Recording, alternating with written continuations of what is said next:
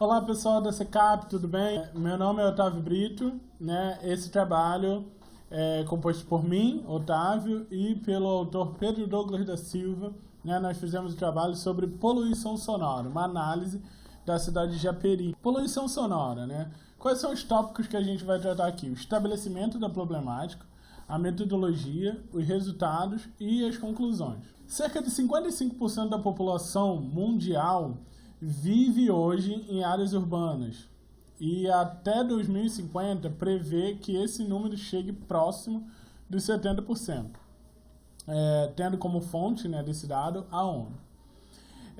É uma questão importante, né?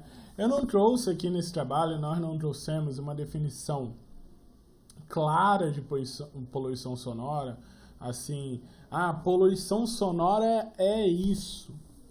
Porque isso pode variar um pouco, né? Só que a gente tem uma coisa que é claro, que a poluição sonora é um problema comum às urbanidades. Então, quando a gente pensa que hoje, no mundo, 55% da população vive em áreas urbanas e esse número tende a aumentar para 70%, a gente tem que começar a observar, né, muitos tipos de poluição que são comuns às urbanidades, como a luminosa, né, a do ar. Analisar também a poluição sonora como um problema. Então, essa definição da problemática fica mais em perceber que a poluição sonora é um problema, né? Não que a gente não vá trazer ali uma definição, pelo menos em grau de decibéis.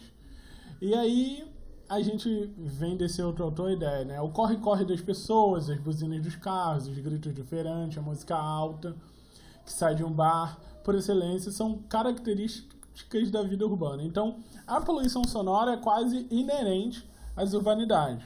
E as urbanidades tendem a ter cada vez mais pessoas vivendo nelas. Então, a gente tem que começar a pensar, né, em meios de fazer dessas urbanidades mais sustentáveis, né? Então, o ruído não é apenas recente, né? Não é um problema recente. Há relatos, desde a Idade Antiga, né?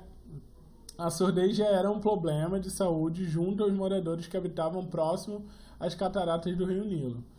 Dessa época aos dias atuais, a poluição sonora aumentou, tornando o ruído o poluente mais frequente, sendo a segunda causa que mais afeta o planeta. Ou seja, mais pessoas vivendo na urbanidade, né, mais ruído. Então, a poluição sonora é um grande tema silencioso, porque raramente a gente liga a televisão e ouve falar dela. Então, qual é a metodologia do nosso trabalho? A gente pegou ali o guia do IMUS, né, da autora Costa, que é o Guia do Índice de Mobilidade Urbana Sustentável. Um desses indicadores, ele quer analisar a população que está exposta a um ruído superior a 65 decibéis, que é um ruído considerado já ali prejudicial à saúde. E aí, quais são os métodos, né, que esse guia traz? É fazer essas análises nas pistas, nas rodovias, né, perto de áreas que tem uma densidade de pessoas grande. Então, perto de condomínios, perto de escolas, perto de mercados, em praças. A ideia é fazer isso com um decibelímetro. Então, a gente fez essa análise na região de bairros de Engenheiro Pedreira, em Japeri, que é o centro econômico da cidade de Japeri. A área analisada corresponde a aproximadamente, né, 2,728 km². A população da cidade, né, da cidade inteira, não só dessa região, é de cerca de 106 mil habitantes, segundo o IBGE. Os veículos registrados são mais de 20 mil veículos registrados na cidade, né? A gente tem 34 escolas na cidade, sendo 1/3 delas nessa região de bairros que foi, né, analisada. Os resultados, como a gente vê aqui no canto esquerdo, a gente colocou aqui a descrição do ponto, né? A gente analisou esses pontos aqui colocando as coordenadas GPS, mas para ficar mais simples, a gente dispôs os resultados aqui com o nome, né, da via, daquele ponto específico que a gente estava no momento. E aí a gente tem, né, o mínimo, né, o mínimo de decibéis que o decibelímetro computou, né, no tempo que a gente esteve lá, né, aproximadamente 15 minutos no mesmo ponto, né, por um determinado tempo na análise.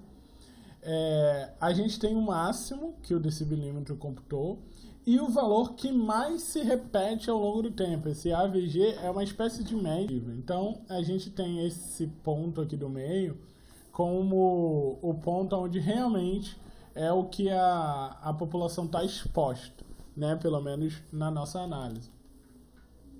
Então, os resultados mostram o seguinte, né? Com base no resultado médio das nossas análises, temos que a exposição média superior a 65 decibéis é de 91,66% da área analisada, junto à moda, que indica a exposição que mais se repete está em torno de 74 decibéis. Ou seja, a maior parte da população, né, cerca de 91,66%, né, da população da área analisada ali, está exposta a um ruído já prejudicial acima de 65 decibéis, e a maior parte está exposta ali nessa questão dos 74 decibéis, que já é um nível bem superior, né, ao máximo que deveria ser permitido. Né? E dessa forma, nós podemos perceber que a cidade, né, que a população da cidade está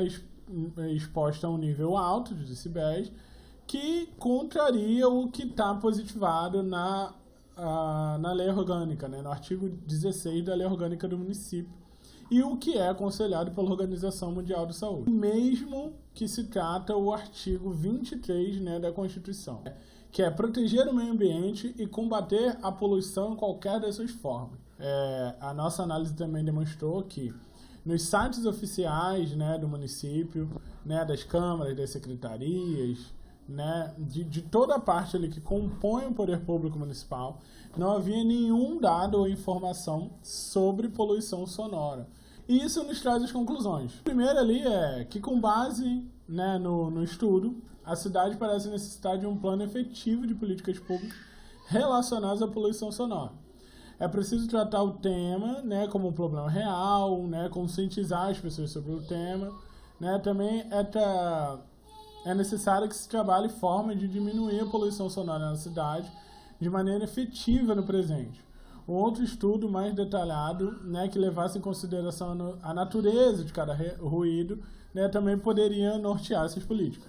Aconselha-se que sejam realizados estudos pelo poder público local periodicamente, que os dados e informações sejam tratados. Ou seja, esses dois primeiros tópicos da conclusão, eles tratam de trazer isso para o debate público, de trazer isso como um ponto importante e de que o poder público cuide, né, desse assunto. A gente tem que começar a pensar em algo. Japeri, considerado Baixada Fluminense do Rio de Janeiro. Se a gente comparar Japeri com as cidades mais populosas da Baixada Fluminense, como Nova Iguaçu e Caxias, né, que cada uma possui mais de 800 mil habitantes, segundo o IBGE, e que são bem mais industrializados e têm um comércio, né, muito mais ativo, né, tem um PIB muito superior, uma atividade econômica muito superior da cidade, a gente pode começar a pensar que se aqui tem esse nível de ruído, que já é alto, o que aconteceria com essa cidade se ela se desenvolvesse mais economicamente?